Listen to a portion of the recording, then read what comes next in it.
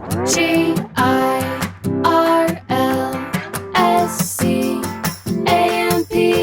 Girls Camp.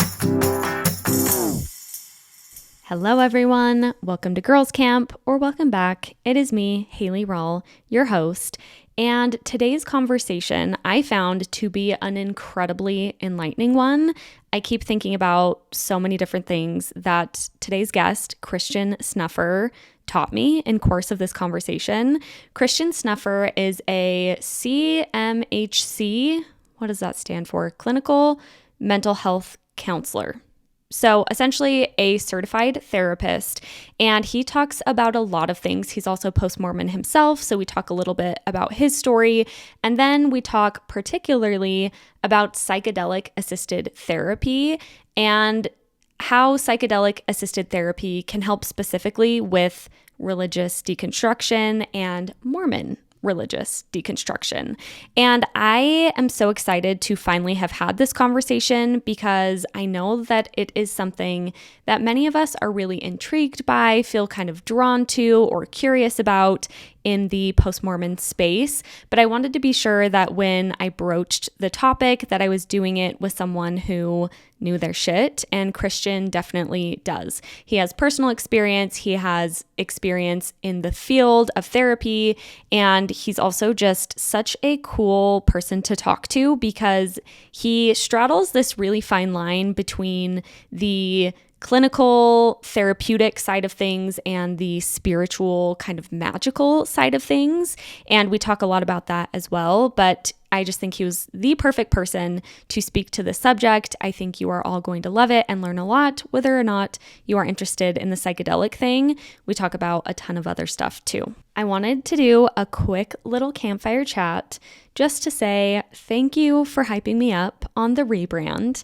I released the new cover of Girls Camp on Monday, and I don't know, it's just been so fun. I'm trying not to make more of a big deal of a rebrand than needs to be, but honestly, it felt like a really important milestone for me. I think the old cover was something I actually had Bentley take a photo of me in our living room super last minute one day. It was a much quicker kind of mock-up. I also loved my old branding as well, but as far as the cover goes specifically, it was just kind of thrown together. So to have the time and space and enough reason to feel like Girls Camp deserved a new cover just was really fun and really exciting. And I think it turned out so well. It is everything I envisioned and more. And I'm also so grateful to all of the people who helped make it happen. So you are now going to see a brand new cover for Girls Camp that I think much better reflects who I am and what Girls Camp is about.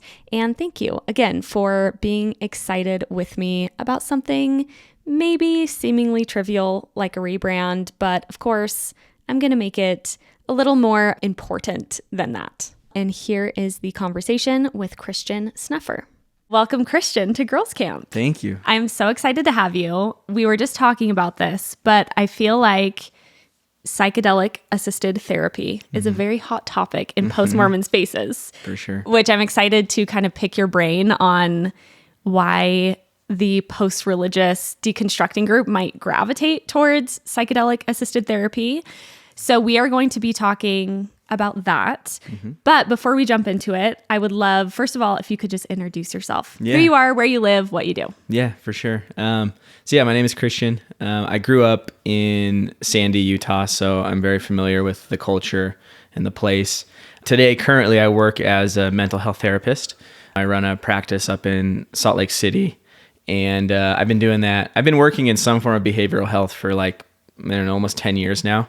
I came from the wilderness therapy world, which I love, but I've kind of strayed away from that and have gone into more just kind of like individual. Really what it came down to is I wanted to work with people who wanted to be there. In the wilderness and residential worlds, you're working with teens and adolescents who don't want to be there. Yeah. And that gets really tiring. So anyway, I've kind of like reoriented. And so now I work in private practice. I get to be pretty choosy on who I work with. And everyone who comes to me wants to be there, which is fantastic. Yeah, I didn't even think of that distinction, how huge that would yeah. probably be in a therapeutic setting, particularly. Yeah. Yeah. Very cool. Okay. So let's talk about, before we get to the therapy stuff, the psychedelic assisted stuff, I would love to hear kind of your context as a Mormon, since this is a post-Mormon podcast. Sure. And I think it's always interesting. I was thinking about this when I was thinking about our interview. I love interviewing experts, like people who are experts in their field, but I also think it's really fascinating to get kind of that context of religion and Mormonism, because as I'm sure you see in your practice working in Utah, it informs a lot of things about us and how we see the world. And I'm curious how it kind of intertwines with how you chose to do what you do today and all of that. So if you could give your Mormon story in a nutshell. Yeah, for sure. I mean, I want to preface it by saying that I never in a million years could have told you this is what I would be doing. It very much felt like just kind of a natural unfolding path that got me here. So let me kind of have that as like a overarching caveat. But yeah. So I grew up in Sandy, like I said, just very normal, traditional Mormon background. Went to church every week, went to Young Men's, did the whole thing. There was never any kind of deviation from that path. And it was kind of just very textbook, cookie cutter, Utah cultural Mormon experience. You had 8 siblings, you told me. I did have 8 siblings, yeah. So there was a lot of kids in the house, but also that just felt like normal, right? Yeah, like it's fairly typical, yeah. Yeah, that's what it is around here. Yeah. But I would say that I was never really like in it. I did all the right things, but there was never like this pull either way. And there also wasn't the like anti kind of thing either. It was just like, this is what we do, so I just kind of go along with it and I do it. Yeah. By the time I was graduating high school and getting ready to move on to the next steps, I had one brother who went on a mission and one brother who did not. And ironically, the brother who went on a mission came home pretty quickly, left the church. The brother who didn't go on a mission, and he wanted to, but he wasn't worthy, quote unquote. He couldn't. He couldn't. His like testimony and like belief in the church was just like solidifying every step of the way. So that was interesting. That is interesting. Yeah. Yeah. So I kind of feel like I had an out either way. I also played baseball at the time, and my dad just loves baseball. And so he was like, if you have an opportunity to play baseball, don't worry about a mission, go play baseball, which I did. I had an opportunity to do that. I often wonder, like, if I didn't have that out, like, what decision would I have made? About going on a mission. Yeah. Well, even having an out, that's still a pretty huge decision, I would say. Growing up that steeped in Mormon culture, to choose not to go on a mission, do you feel like there was any like social fallout from that? I mean, it sounds like your parents were supportive, but was that a turning point in any way for you? At the time, I probably didn't recognize it as one, but looking back, I think I do. Like, of my core group of friends, I was one of like 2 who didn't go on a mission. And you know the way it is, like people make assumptions like, oh, he says he's just going to college, but he probably was this and this and this. And I'm sure that was happening. It never felt like it really like penetrated through me and like got to me personally, but that's like for sure a thing. Totally. Yeah. Yeah. So you didn't do the mission. No, I didn't. So I moved out at 18. I stopped going to church then, but I really just stopped going because I thought it was boring. I was just like out of the house and I was like, hell yeah, I don't have to like sit through this do this thing. Yeah. I went to like maybe 3 single ward meetings in like my whole first 2 years in college. And it was just like, dude, this sucks. Like it is quite boring. Yeah. And everyone there is all weird and like horny. Trying to marry you. Yeah. Yeah. That's too much. So yeah. And then that kind of just like laid there for a while, like probably about 18 to 23. I still felt a lot of guilt. I'd read my scriptures. I'd still pray. If I went out and drank in college, I'd feel really guilty. If I was involved with girls in any way. So like the conditioning was still there and it was still pretty prominent. And that persisted. I ended up moving to Hawaii when I was like 23, and I was exposed to a lot of different things out there that I think was like the first moment that kind of opened my eyes a little bit and like actually asked me to confront, what is your belief system? And so that kind of, again, it just kind of like stewed there for a while. May I ask what kind of things in Hawaii? Like, are you talking about different like paths of life, or like, is there anything specific that started opening that up for you? Yeah, that's a good question. One of the main things is I went out there to work for a wilderness therapy program. Okay. And it was a rites of passage program, meaning we like facilitated these ceremonial experiences essentially for these adolescents to like move past their old story. And these experiences were super ceremonial. I mean, they were the only ceremony I had been exposed to outside of baptism, baby blessings, and marriages in the Mormon, way. And so I started that kind of was like, wait, like there's different ways of like facilitating ceremonies. There are different ways, and it can be like agnostic, like, because there was no religious bent to any of those ceremonies. It was purely like a kind of what I would now call like a psycho-spiritual transformation. And so that was like a big light bulb moment of like, wait, I feel like there's way more. Yeah. Well, it sounds like even when you stopped going to church, you were still, I mean, correct me if I'm wrong, but you were still wanting to pray and read scriptures. Like, it seems like you still were attached in some ways to like certain spiritual elements without being as attached to like the church thing specifically. So I can imagine that would be a really big deal and a really cool thing to see. Oh, maybe there's different ways of tapping into that. 100%.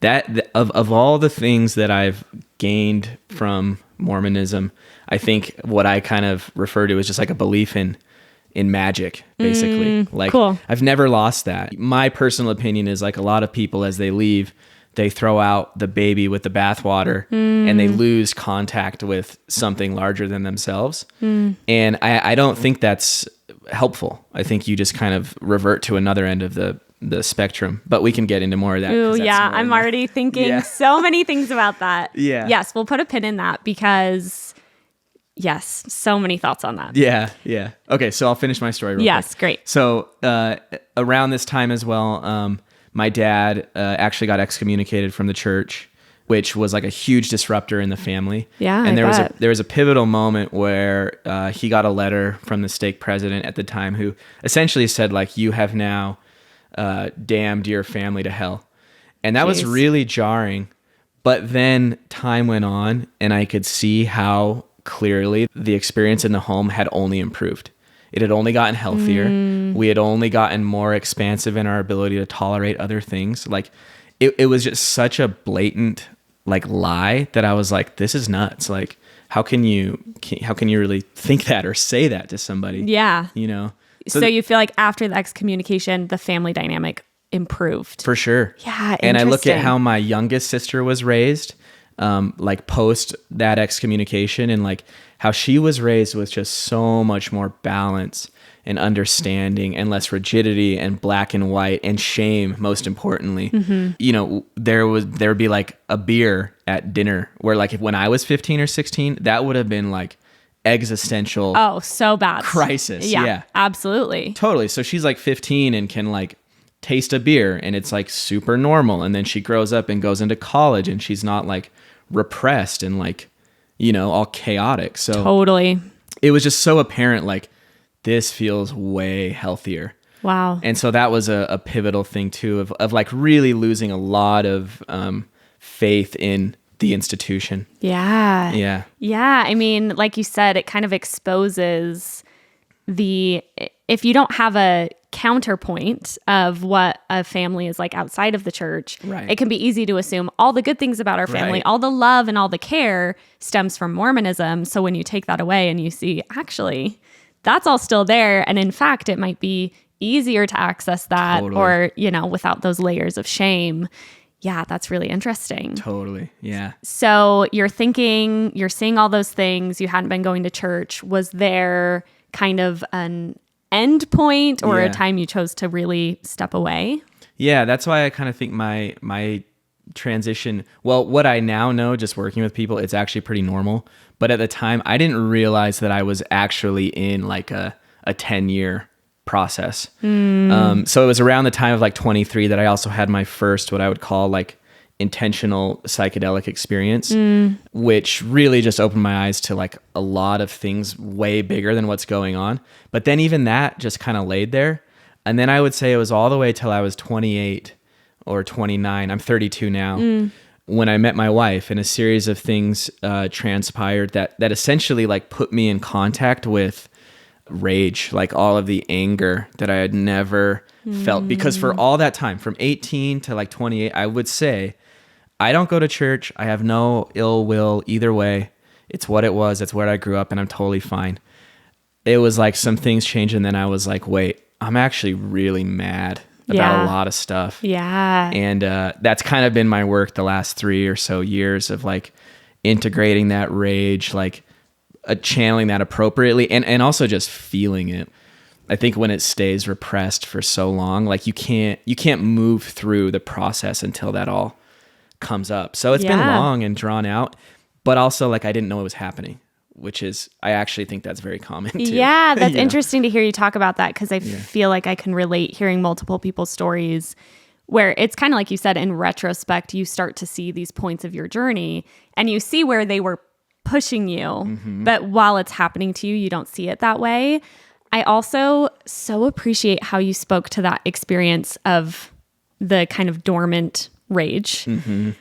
I feel like I talk to a lot of women, and I talk to a lot of women on the podcast. And when I talk to men, sometimes not on the podcast, I feel like I sense much more frequently in men, post-Mormon men, this thing that you were describing before you entered your rage phase, where men, I'll talk to certain men and they'll be like, like, it is what it is. It's whatever. I was Mormon. I'm not Mormon anymore. And I don't know if this is a bad thing that I think this way. And I'm always psychoanalyzing people, which I probably shouldn't be doing. But I kind of think, does not there need to be a reckoning at some point?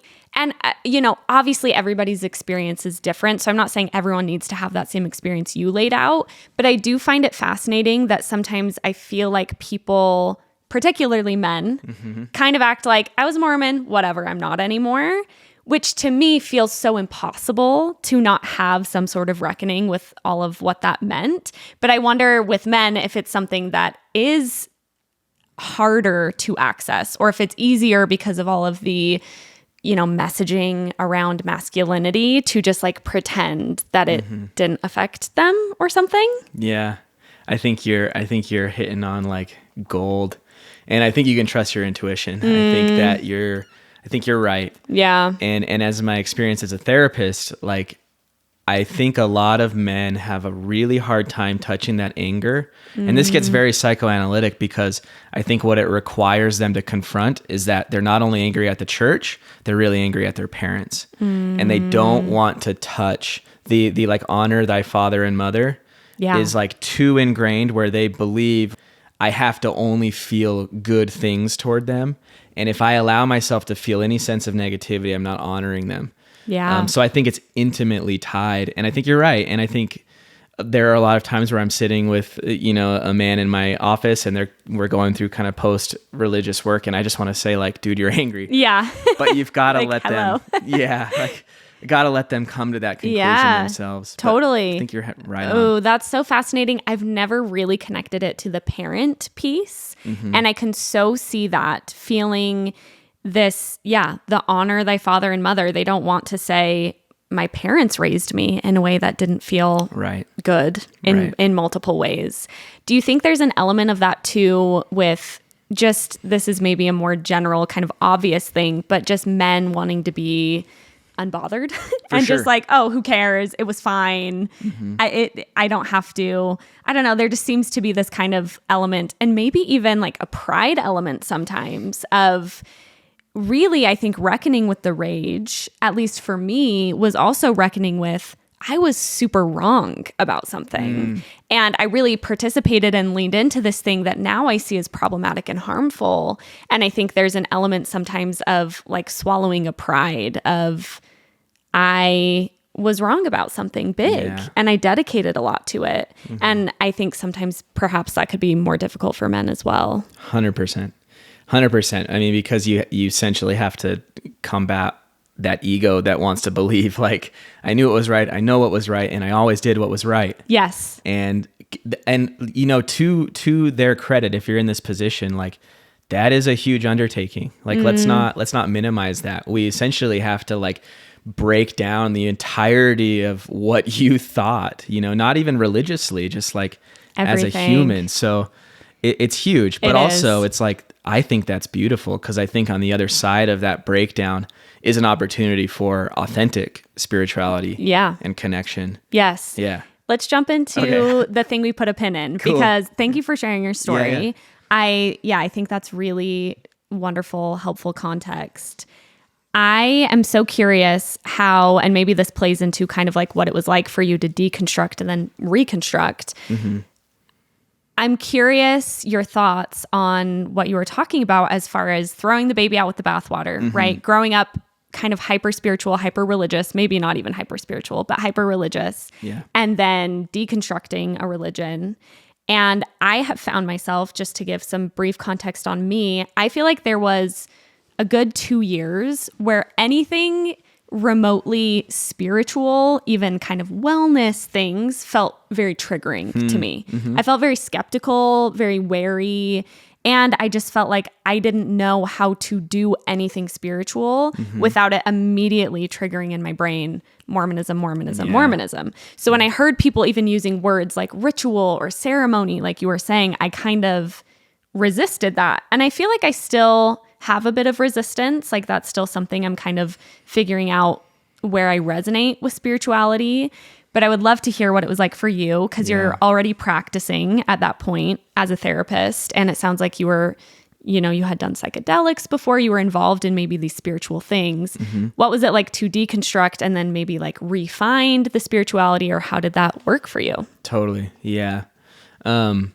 I think what I often see is, the overcorrection. And I don't think I ever really overcorrected. I think I've always been curious enough that like my curiosity was able to kind of pull me through, because I wasn't willing to like say no or shut anything down. I pretty immediately started reading just different things, like mostly Buddhism, because that was the only thing that I'd really been exposed to as like another belief system outside Christianity. And that was pretty easy for me to kind of glom onto like aspects of that just felt really true. And then, you know, I was also in the therapy world at that point too. So we're talking a lot about mindfulness. We're talking a lot about like, I don't know, meditation and creating space. I was able to like grab onto like what I would now regard as kind of just really just behavioral things that we've pulled out of a spiritual tradition, because we say like, oh, that really makes me feel good, you know? And so we've kind of excised that from like the traditions that they come from. I don't think that makes them less valuable, but I think that's a helpful starting place for people. I think ultimately you have to reestablish a spiritual center, because I guess it just gives you access to purpose and meaning, really. Yeah. And that's what most people end up lacking when they throw everything out. I like to describe it as like a spiritual sized hole in their heart, because they're like just kind of in this nihilistic, nothing matters, everything sucks, why would I do anything? Yeah, totally. Yeah. And it's super easy to overcorrect that way. For sure. It really is. Do you think you're having a psychedelic experience, even though that was kind of before everything came out, was that something that maybe pushed you on that journey? Do you feel like? 100%. Yeah. Yeah. And I want to be clear here. Like I didn't set out looking for that. I wasn't saying like I need to reestablish a spiritual center. A lot of things transpired. I was familiar with psychedelics at that time. But that experience like was for sure a turning point in my life. Yeah. But even then I didn't say, oh, I'm going to go on to work with psychedelics. I never thought I would do anything with it. I was just like, that was crazy. I now understand larger truths that I couldn't be exposed to otherwise. Yeah. And that just I just let it lie there. Like I didn't do psychedelics again. That was when I was 23. I didn't touch any psychedelic thing for almost 6 years after that. Wow. Because it was so just like mind blowing that I had to just like be in that for a long time. Yeah, like let it be. Yeah. I want to go back to the psychedelic thing, but really quickly, I want to ask, how would you describe what you're saying when you say reestablishing a spiritual center. Like, can you speak to that a little bit more? Yeah, that's a good question. That's a really good question. I think anything that ties you to purpose and meaning, I don't think it needs to be that elaborate. Like for me right now, and this was one of probably the most damaging thing that Mormonism did for me was separate me from my body. Kind of turned my body essentially into just an instrument of shame. So I describe to people now, like, my spiritual practice is being embodied. Like, that's what it is right now. It will change, but I'm like undoing 30 years of conditioning. Yeah. So anything I can do to like reunite the mind body is my practice. That gives me meaning right now. Cool. Yeah. Ooh, I love that. I love that because I think spirituality, the thing that I've had to retrain on big time is looking at spirituality. I really liked how you talked about it as a spiritual center, as opposed to, and even in your answer, it's not necessarily a checklist of things to do, right? So when I say, how are you reestablishing a spiritual center?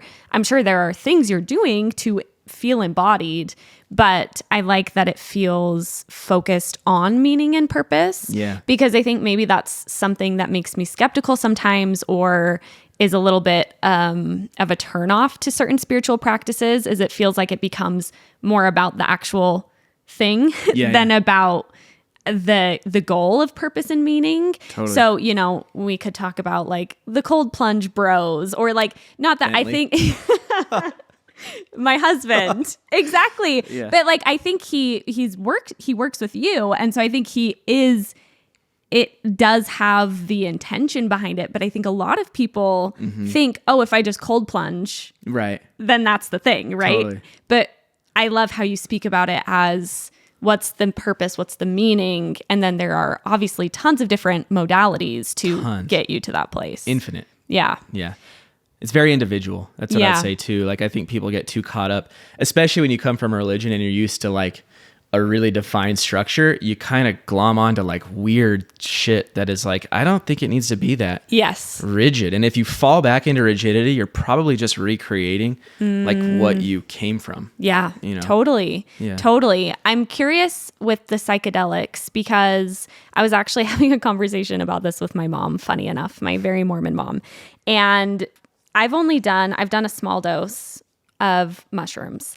And even that was quite life-changing for me. And it's interesting hearing you talk about your psychedelic experience, because I've found myself since then, when I have felt kind of nihilistic, remembering, wait, I felt something else in that particular experience that I had. And just kind of how almost surprisingly life-changing it's been for me to realize, wait, I did tap into something. There is something. And for me, the experience was very, very warm and expansive. And so when I found myself kind of in a nihilistic place, I've been able to kind of remember, wait, I think there's something that I can tap into that's not this. Totally. Kind of hopelessness and despair thing. So anyway, the reason I bring that up is because I was talking to my mom about this, and my stepdad, who's very Mormon as well, is really curious right now about psychedelics. And my mom is skeptical. And she said, I just feel like it rings to her kind of like a cure-all thing, right? Yeah. And I'm curious your thoughts on that, because as I was saying, so many post-Mormons particularly are super, super drawn to the modality of psychedelics. Like, I feel like people ask me about it all the time. It just seems like something that people are really drawn to. And I'm curious, I'm asking like 4 questions in one, but I'm curious why you think post-religious people are maybe drawn to that, and what your thoughts are on kind of if that can be a dangerous thing if people think it's the cure-all kind of end-all be-all. Yeah. 100%. I think this is probably like the biggest barrier I deal with in my practice, is people coming to me and thinking, oh, I'm going to go through 6 ketamine sessions, or I'm going to get information on psilocybin, and I'm going to do this, and like everything's going to be fixed.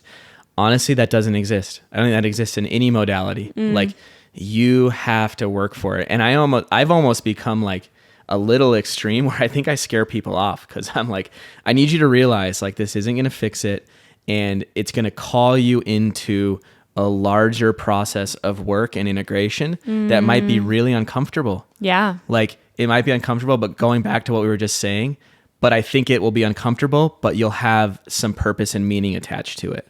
So people come to me all the time who are just like hopelessly depressed. And I tell them, like, on the other side of this, it is likely you feel better, but if you don't change things about your life, like on the ground, if you don't institute new behaviors, you're going to go back to this. It's not going to just do that. And on the other side, you're going to have to work your ass off, really. Yeah. So I think it's super dangerous. And I think it just speaks to human nature, and also more specifically just to our culture and society that just want instant gratification, quick, easy fixes. Yeah. And you're not going to find it. Yeah. Oh, yeah. I love how you talked about that, because I have felt really curious about doing psychedelic assisted therapy, but I've kind of sensed in myself that I'm not ready for it because of the reason you described. I feel like I need to do a lot more prep work. And I keep thinking it's funny because even I actually just started seeing a therapist, but I keep wanting to just be like, can I just do ketamine or something? Like, is there not an easier way? And I think from what I've heard, it sounds like those, having psychedelic assisted therapy can potentially like push things forward or open things up in new ways. Like it can be really useful, I think. And that's what you're saying. But I also feel like, you're not just it's not like, oh, if you do ketamine, then you don't have to do 3 years of therapy, right? It seems like it's a very, very much needs integration, I guess. Totally.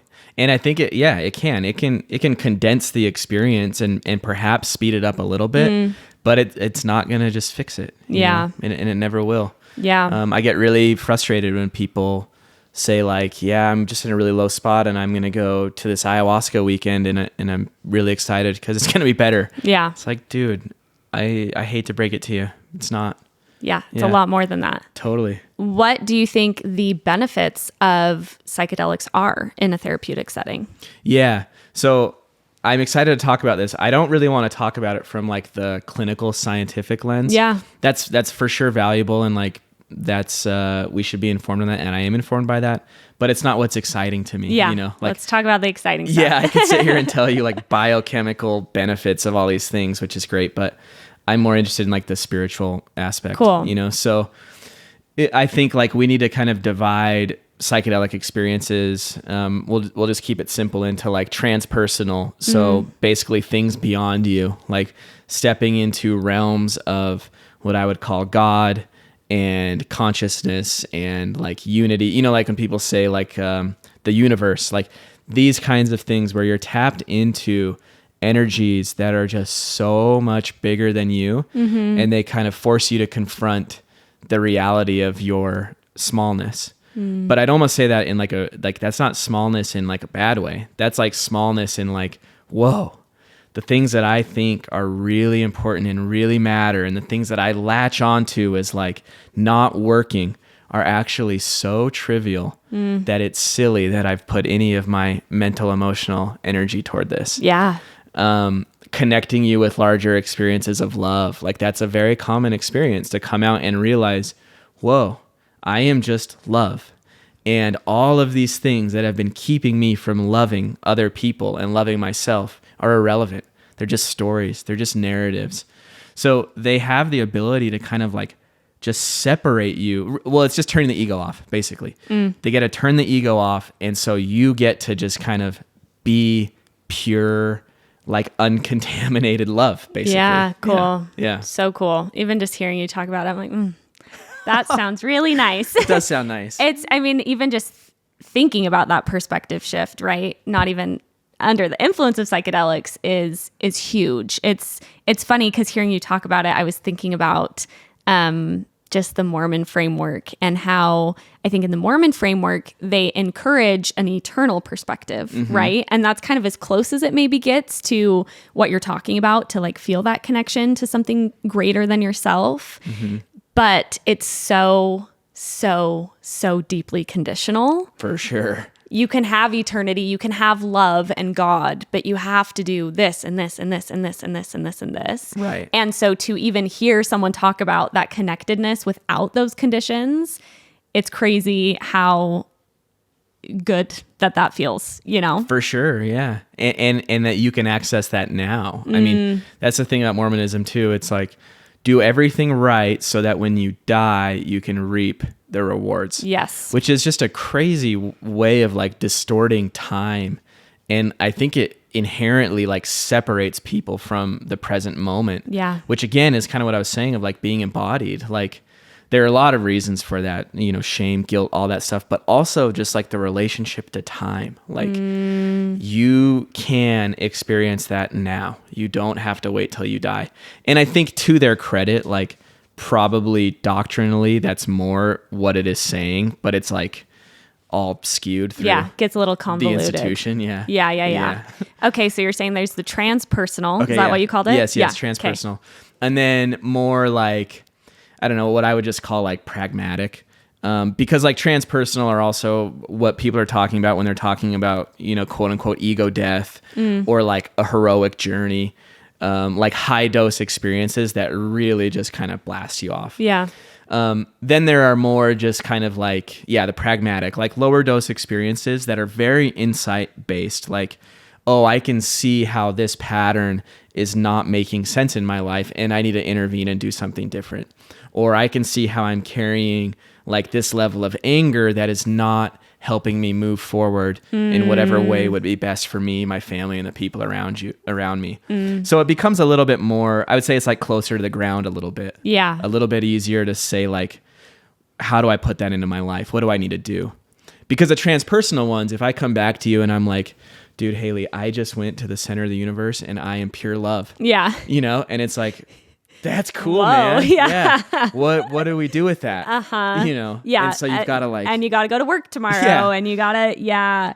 I'm thinking about when I took a small dose, that's very much what it felt like to me. I remember I was on the beach and I was looking at the ocean and the waves, and I was thinking about how the earth operates in a very cyclical nature. Like kind of the earth has its own clock and its own time. And I was thinking about how much in my life I feel that I find myself resenting, okay, the babies are awake. Okay, now I have to do this. Now they need to be fed. Now I need to be fed. Now I have to go do this. And I was kind of in this place where I could watch the earth move, and I realized, oh, why do I resent these cycles of my life? They're just as beautiful. They're just as kind of natural. And that's the way the world works, right? There's night and day and there's tides. And I realized, oh, these things I'm doing in my life, going and waking up my children and feeding them breakfast, those are actually really beautiful things that I think can actually bring me in line with something greater, as opposed to being like, this is the shit I have to do to get things done. And it was an insight that, you know, saying it now, I can feel it in a different way because of something that I felt connected to that I'm not sure I would have gotten there at least that quickly without some help. See, that is a beautiful, beautiful example, because what I would describe happened there is like you had the felt sense experience. It wasn't just an intellectual understanding. It was a deep feeling probably throughout your whole body. I am not separate from nature, and nature moves in cycles, and that is beautiful, and that is okay. You know, we could read that, you could read that, and we could agree with it and be like, yeah, that makes a lot of sense. And then you go back the next day and the ego takes over because it only existed here. You didn't feel it. Yeah. And so that's a beautiful example. And that's often why psychedelics speed up the process, because they give you the felt sense. Yeah. It's tied to the body. Yeah. I was going to say, so much of it comes back to the body. It all comes back to the body. Which is crazy. I actually had this experience, this lovely girl, I did a photo shoot for girls camp, and she was doing my makeup and she was telling me kind of her story. And I think she was talking about doing, breathwork, where you like over oxygenate the brain. And she was talking about it. And I was like, it's so interesting for me because even hearing her talk about it, I was saying, it kind of scares me. Like getting embodied, I think really freaks me out for so many reasons. And she literally, as she's doing my makeup, she like puts my own hand on my heart and she was like, "You're safe in your body." She like said that to me, and I feel like I'll cry. But I was like getting my makeup done and I was like, oh my gosh, like, yeah. Why is that such a radical concept? To feel like I am safe in my body. And I feel like I so appreciate the way you were talking about that with your Mormon experience too, because I think many of us get really disconnected from our bodies on so many levels. Yep. I mean, there's obviously like the sexual thing, I think is the most obvious one, but I think it goes so much deeper than that. And for it to be such a radical experience to just be like, I'm safe in my body, I'm like, damn, I've got a lot of work to do because I don't think I had really understood the disconnect of that. And I think that's why with psychedelics, now I'm just getting a free therapy session from you. So thank you. No but worries. I feel like that's why from psychedelics, I think I'm not ready yet because I haven't been, I think the embodied sense of it, I need to like prepare for because it sounds kind of intense. I think, those higher doses you were talking about, I think it would be kind of like a 0 to a million for me. Totally. And yeah, to your point, I feel like that is something that I don't know if you've ever seen this experience either, but potentially jumping in the deep end could maybe be counterproductive if you're not prepared for it. 100%. Yeah. You're very intuitive. I mean, trusting your intuition there, I think is really wise. And you're right. I think it goes beyond even Mormonism and religion. And we could do a whole nother podcast on this, but like the separation from the body, I think is the fundamental issue with our culture. And I will just say like one thing without going too far down the rabbit hole. But if you just look around at the level of numbing and dissociation that we do through our phones, through drugs, through drinking this freaking coffee, through pharmaceuticals, through TV, through like all of that is just numbing. And I think the reason why we do that is because our bodies are so uncomfortable because there's something, we're not living aligned with whatever it is that we're supposed to be doing. Yeah. And I would not even be ever presumptuous enough to say what you're supposed to be doing. That is what each individual person has to figure out. But I can tell you it's probably not mindlessly consuming, being on autopilot and like just living this zombie life, Yeah. So anyway, like that is, I think, the fundamental challenge in front of all of us. Yeah. To your last point about jumping in before you're ready.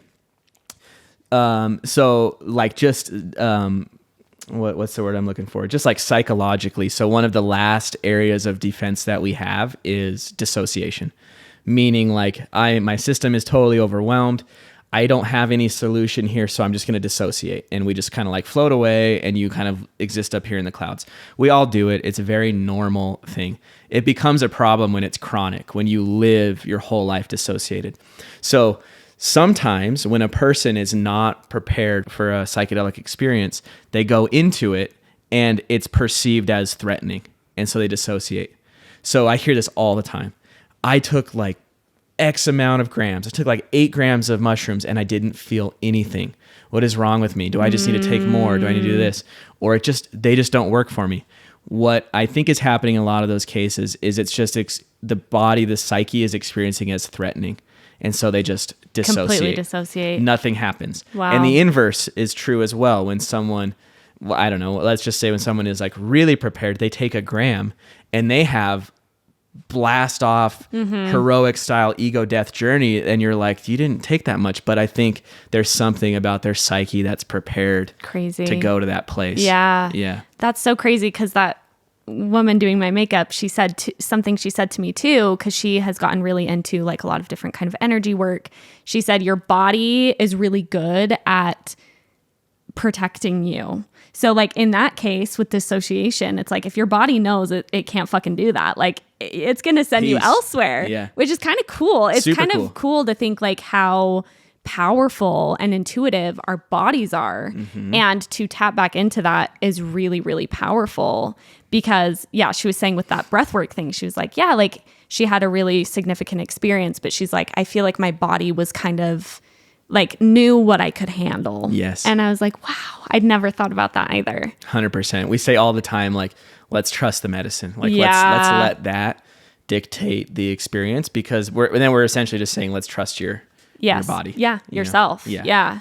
So why do you think post-religious people are so drawn to psychedelics? And what do you think the benefits can be of doing psychedelics as someone deconstructing a religion? And potentially I feel like we've kind of discussed some of the drawbacks, but potentially the drawbacks as well. Yeah, I mean, I think it reestablishes a spiritual center, really. Yeah. I think it kind of opens up, it turns the ego off enough where you can say, maybe I'm more than just this, and maybe I'm more than this singular story that I was told. And I think people who are raised in religion are so conditioned to needing something to tell them what to do that they're looking for that anywhere. Yeah. And psychedelics have fallen into like a really neat niche where it can be regarded as spiritual. It can be regarded as a sacrament. And so that already is like kind of pinging on like some of their receptors for like, I need some ceremony or something. Yeah. And so they want to step into it and they're hoping that it will kind of give them direction. But the thing that I find often, which is really interesting, is it actually makes them more confused and exposes them to more of the unknown, which is profoundly uncomfortable.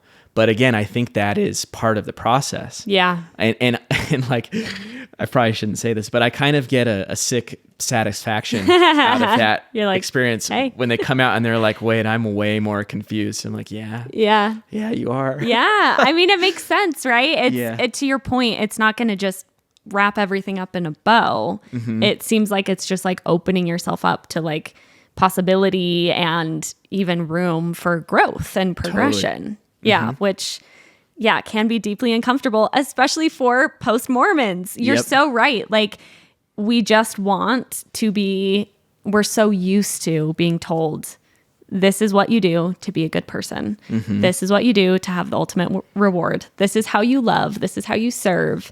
And to not have all of those answers can be terrifying.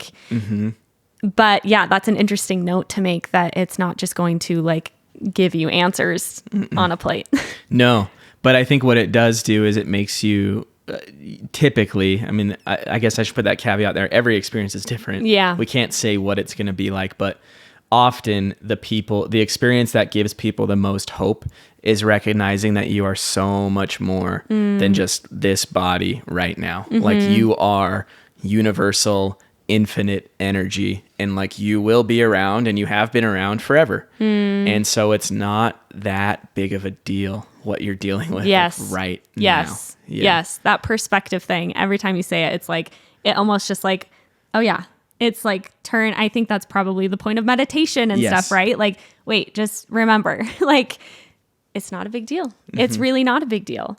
But to your point, especially with all of the numbing we do, and I think so much of that, especially with social media and kind of the increasing performance that we put on of our lives online and things like that, you can get really sucked into that reality. That's not even that's like 5 steps away from like real reality.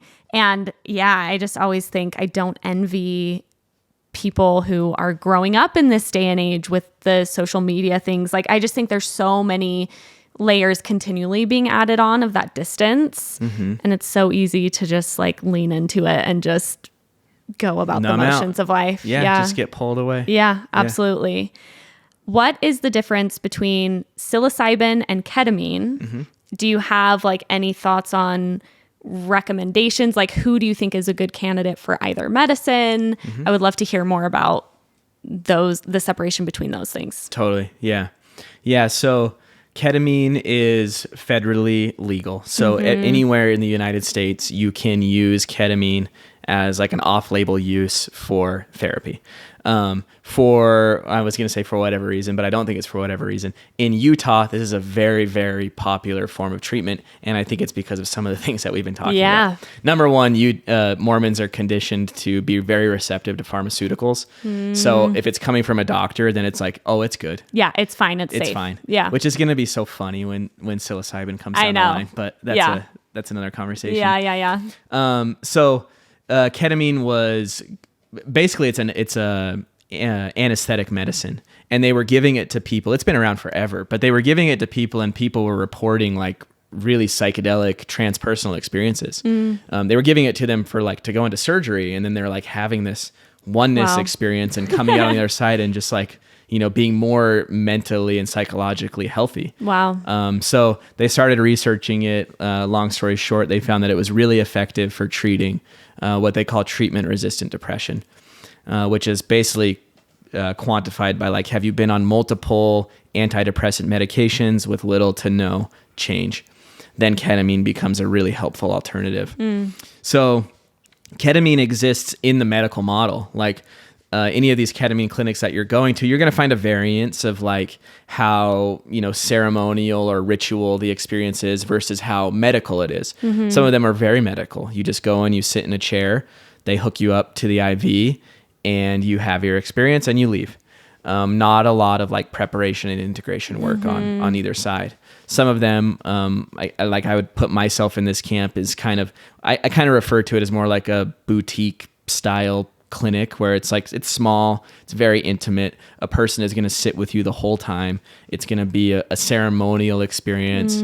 Yeah, you're going to kind of go through it that way. But one of the reasons why ketamine is so helpful is because it's a dissociative anesthetic. So I kind of envision this of like, if you are dealing with a really, let's say, heavy depression or a really intense series of traumas, and like getting near that in your normal state of consciousness is like so dysregulating and so hard to get near, ketamine is a fantastic medicine because it kind of dissociates you from it and allows you to kind of be there. To touch those things that you're not going to allow yourself to. Yeah. Exactly. The other thing about ketamine, though, at high enough dose, because it is so dissociative, it's like a dream. It's like really hard to remember. Like pretty quickly, within 15, 20, 30 minutes, you're already like, what happened? Like, I remember these little things, but I can't like put it all together. Oh, interesting. Yeah. And so that's at high doses. But for that reason, I don't really regard ketamine as like an insight-based medicine, because it's sometimes so hard to bring back stuff that you accessed on the other side. At lower doses, that's a little bit easier. But I find for a lot of people, going through ketamine treatments are the first time they're able to touch and get in contact, like we just said, with really deep, repressed, hard things to tolerate. And that alone is a very healing process. Yeah. And very empowering, I can imagine, then moving forward having done that. And then how would you compare that then to psilocybin? Yeah, so psilocybin, I guess what I should say too, and there's all kinds of opinions on this, but like ketamine is made in a lab. It is a human manufactured chemical. Yeah. Psilocybin comes from the earth. It is grown out of the ground and has forever. Just directly from the ground. Yeah. Totally. So I think that there are, and I'm not alone in this, but I think there are some just like energetic differences in that experience. Ketamine, you don't often have like these oneness with nature kinds of experiences, which is okay, you know. And psilocybin, you do. Like psilocybin feels very much like earth medicine. Really puts you in contact with the fact that you are a human animal and you're connected and you're not separate from nature. Yeah. Like you kind of described being on the beach. Yeah, totally. Yeah.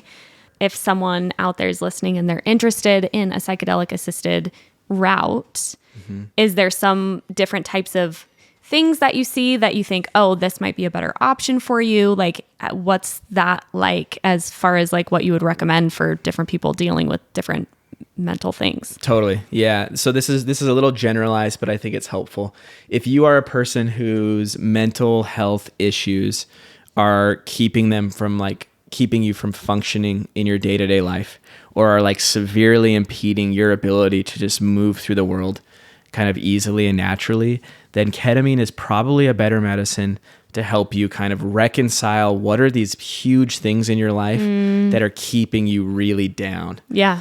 If you are like, I feel pretty good about my life, like there are definitely things that I'm not happy with, but like if nothing changed, I could keep going on this way. And you're really looking at more of like a spiritual expansion type experience, then I think psilocybin can be really, really effective. Yeah. I also think for a lot of people who are totally psychedelic naive, who have never touched it, ketamine is a really good place to start because it's so controlled. Yes. We know what the dosages are going to do. We know what that experience is going to be like.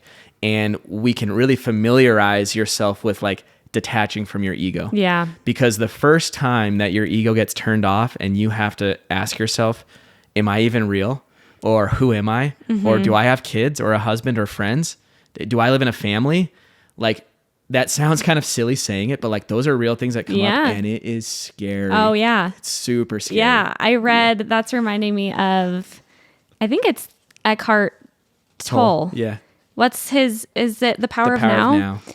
Yeah. I feel like I had that experience just reading that book where it's like, whoa, like it kind of like pulls you out and because it's so much, and The Untethered Soul as well. Yes, yeah.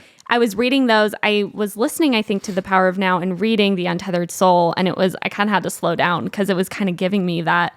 I mean, it can be hugely beneficial, but I was kind of feeling that, like pulling out of myself, like, who am I? I'm not my name. I'm not my face. I'm not my body. I'm not even my thoughts. Like, then who am I? Right. And I just think to the point you've made so many times so well, it's work, right? Yeah. Like these things are beautiful work and enlightening work. And I'm saying that as someone who hasn't even really done the work, but it is work. Like you think, yes. And not to, I mean, there's a lot of different connotations of work, but it's not easy to enter these new modalities. Even to be learning about these things can sometimes feel like very disorienting. And I like what you said about having a psychedelic experience, because is that not kind of the point, right? To like continue that expansion. I am so curious to talk to you about the spirituality aspect of it, which we've touched on. You know, you were talking about having those ceremonies when you were young in Hawaii. I am curious how you relate to the medicine as a spiritual practice, and just if you could expound more about where it feels spiritual for you as opposed to like maybe, you know, you were saying like clinical. Like I just think it's a really interesting thing to talk about because there's so much overlap. Totally. But I think there are distinctions as well. Totally. Yeah. Yeah, I've got a lot to say about this. So let me try and consolidate that in some way. I would start by saying I have a mentor who I would consider like an elder. He's been in this space for a long time. And he told me like flat out, psychedelics are not a spiritual practice. So there are people who think, oh, I have a spiritual practice because I use psychedelics every week, month, 6 months, year. And that is my spirituality. And I think that the point he's making is really valid, because to your point that you were just saying, if that's the only thing that you do, then you just have these isolated moments that exist in like little bits of time, and like everything, they fade. I regard psychedelics as a part and a tool of a spiritual process that can be really helpful. And so I come across a lot of people who I kind of view it as like they've hollowed out like more of a, well, I guess this is how I would say it. Like they have outsourced their responsibility to like know themselves, be integrated as a mind body to the psychedelic experience. And then that kind of like meets that need. So again, I think it's a tool. For me, I have, in the last couple of years, I've partaken in some ayahuasca ceremonies that are facilitated in a traditional way with a lineage that traces back to Peru and like the people who steward that medicine. And those are very ceremonial. You know, you go into the space, there's incense, you're singing ancient prayer songs that are like really powerful. They are prayers, like you're saying prayers to nature.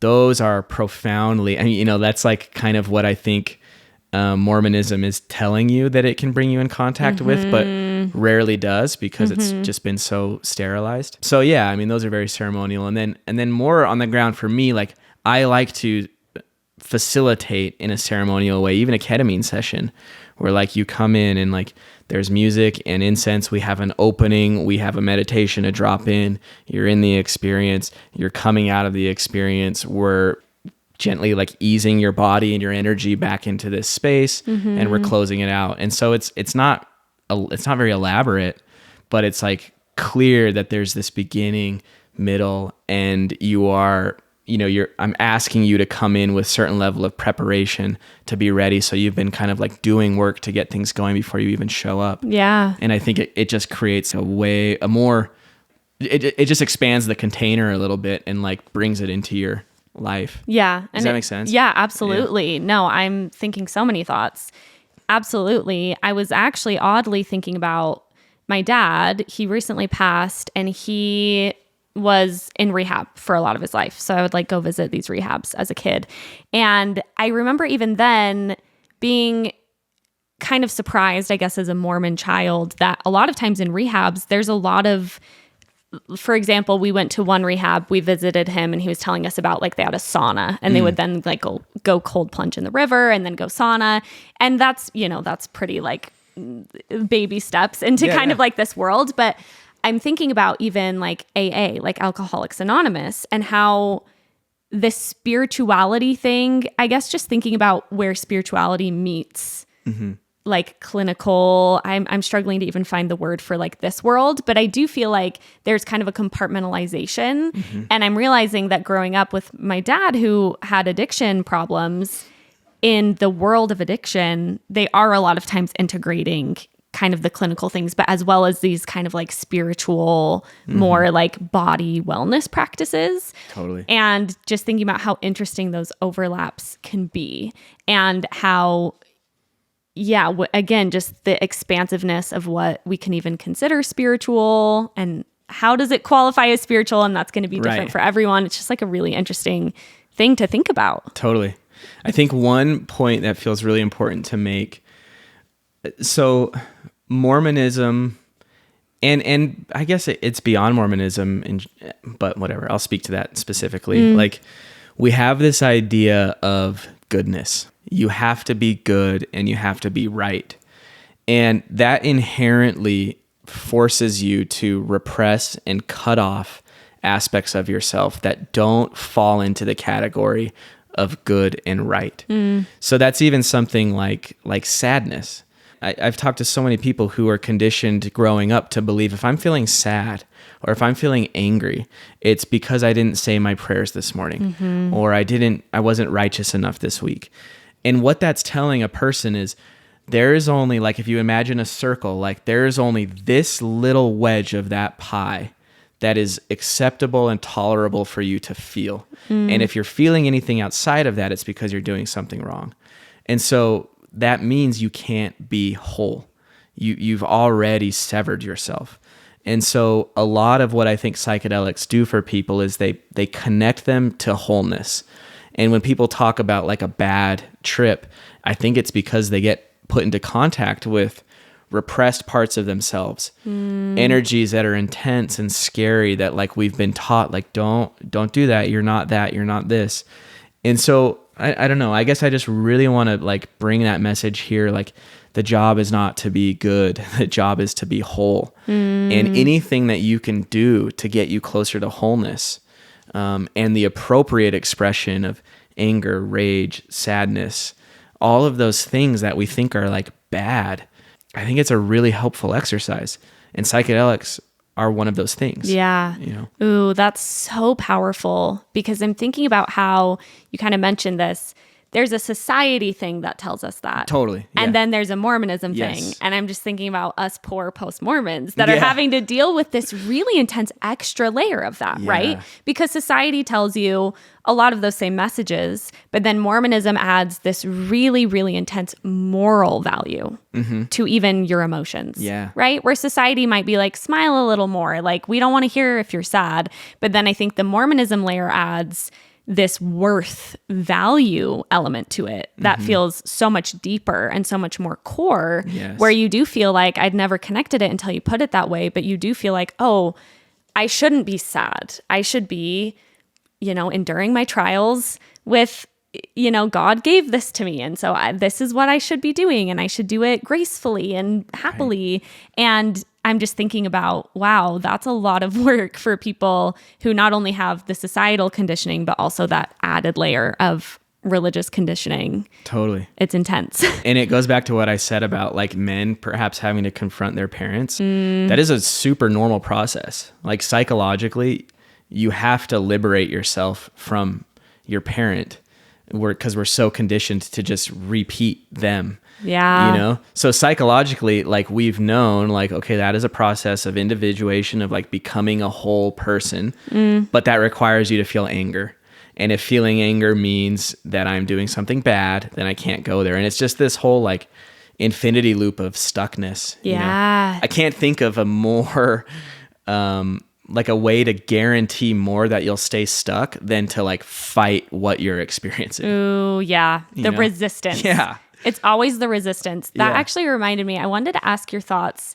I actually feel like marijuana as a plant medicine has been so hugely beneficial for me. Yeah. And I'm curious how that fits into this realm of medicine. I mean, I love how you're talking about ketamine and psilocybin as medicine.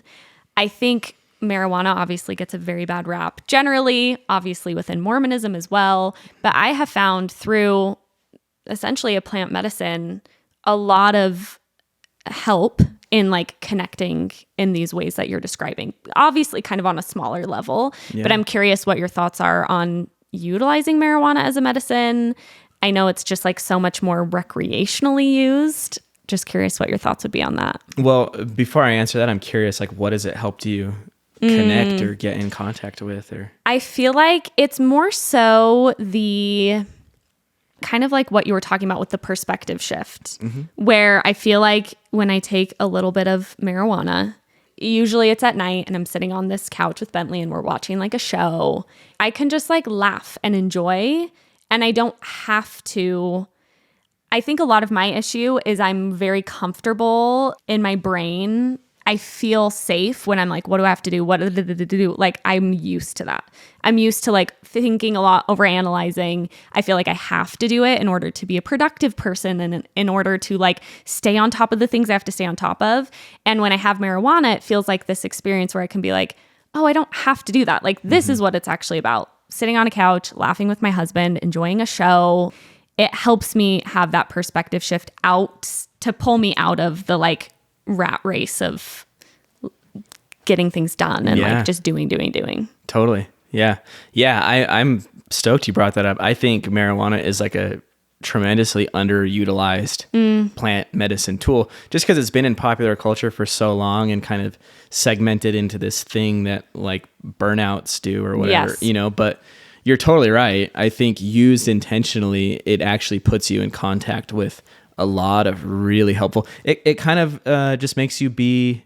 It better allows you to be the observer of your experience and to kind of like come out and view it a little bit more objectively. I mean, that's a little bit of a generalization, but I completely agree. I mean, I think it's underutilized therapeutically, and I hope more and more people begin to kind of use it in that way as an actual tool for self exploration. Yeah. I like how you talk about it. I think so much of this is about intentions to me too. And I feel like that's what you're getting at in a lot of ways with, you know, putting a kind of a ceremony or a ritual around ketamine is, to me, more so than anything, kind of shifts the intentionality behind it. It just feels more intentional, right? Sure. I was talking about this with my therapist, and I was talking about the concept of self-care. And I was saying, you know, self-care is such an interesting concept. And whenever I'm like, oh, I'm burnt out, I need self-care, I'm like, okay, Bentley, I'm going to go get my nails done at XYZ time. And then I like go get my nails done and I'm like on Instagram. That's not actually self-care, right? And although it's like, sure, I may be like getting a break, the intentionality isn't there as to like actually care for myself, you know? Yeah. And I think obviously I'm sure that this is a pet peeve of mine, and I'm not even a therapist, but just the like therapy speak, the buzzwords that come around therapy of self-care and words like that, where it's like, I think we're using these words and we're saying these things without maybe really being aligned with like the intentionality behind those things and just even what those things actually mean. Yeah. And I can see marijuana being very easy to use both ways, like anything, right? Like you could use it to kind of like numb out and dissociate, or you can use it maybe to like reconnect with a different perspective or a different side or something like that. Yeah. Yeah. Like deepen. Yes, totally. Yeah. I your example of the nails, it's like, we're just like enacting. It's like someone gave you the role. Or Yes, like the exactly. lines, like perform this line, and that is Yeah. self-care. Yes. And it's like, well, it's pretty hollow. Oh, totally. And I find it's funny because I'm like, I don't feel better afterward. I don't feel rested. I don't feel like connected. If anything, I was thinking about it as I was talking to my therapist. I'm like, if anything, it becomes a to-do on my list. Yeah. And it stresses me out. Like, I have to go take care of I have to go get a massage or something. I don't know. And it's like, that seems like very distanced from like what self-care like really is. Yeah. But yeah, I think we live and that's why I'm so excited to have you on too, because especially in post-Mormon spaces, there's a really interesting thing where we're all very new to all of this. Mm-hmm. And we're even new to, alcohol and new to, marijuana, which is something I think people often encounter much earlier in their lives. Mm-hmm. And I think it's really helpful to have someone speaking to it that approaches it very thoughtfully with all of the expertise, with all of the experience, because I just so badly want to, at this stage of my life, as I'm like discovering all these new things, do it responsibly, first of all, and also intentionally. Yeah. And I think, there's kind of this stigma around post-Mormons that we're all like acting like teenagers as like 30-year-olds because we're like, woo, alcohol or whatever. But I actually think there's something really beautiful about being able to meet these things, do these things at this phase of life after going through what many of us have gone through, because I think naturally we are more naturally inclined to be thoughtful about these things, Yeah.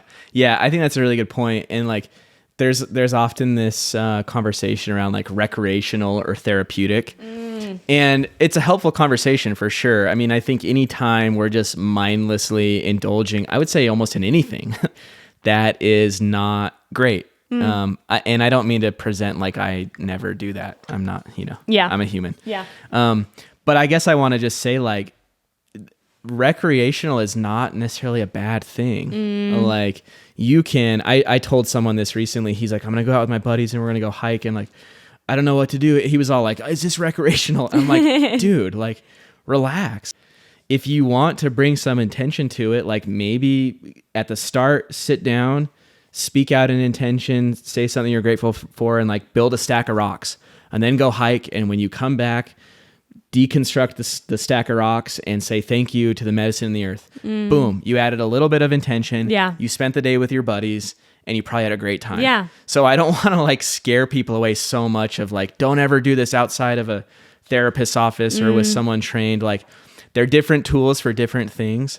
And yes, adding intention to anything is always better. Ooh, I love that note too, though, because I'm realizing part of what I bring to this of my own Mormon baggage is it can be okay just to have fun and like to have a nice experience. And I mean, like alcohol is a better example of that because it's not a medicine and it's actually like it's a poison. It's a poison. But it's like, in my mind, I'm like, you have to be obviously so careful around alcohol. My dad's was literally an alcoholic my whole life. I know that very well, but like, to have a drink occasionally just to have fun, even if it's not great for your body, in my opinion, is like such a gift outside of Mormonism. And I think, I'm curious if you've experienced this too, but you do see people sometimes, like you're speaking about that overcorrection, but I think there's maybe sometimes also an overcorrection the other way where people become like really intense in this wellness spiritual space in a way that's equally rigid. And it's like, that feels just as rigid and confining as, and I mean, anything can be that way, right? It's just like anything can become a really rigid box. But I don't know, I do see people sometimes swing that way where I'm like, to me, that's one of the fun things about being post-Mormon. It doesn't all have to be good for you all the time. Like you can just enjoy it, Totally. Yeah. I think we underestimate the like psychological and social benefit of having a drink with friends. Yes. Like cool, physically, biologically, we can quantify this as unhealthy, but it's probably outweighed by like the connective, energetic experience of like being with people. Absolutely. Same with just like eating a freaking piece of cake or whatever. It's 100%. Yeah. It's like a balance and a moderation. Right. Yeah. I think that's a really good note. Yeah.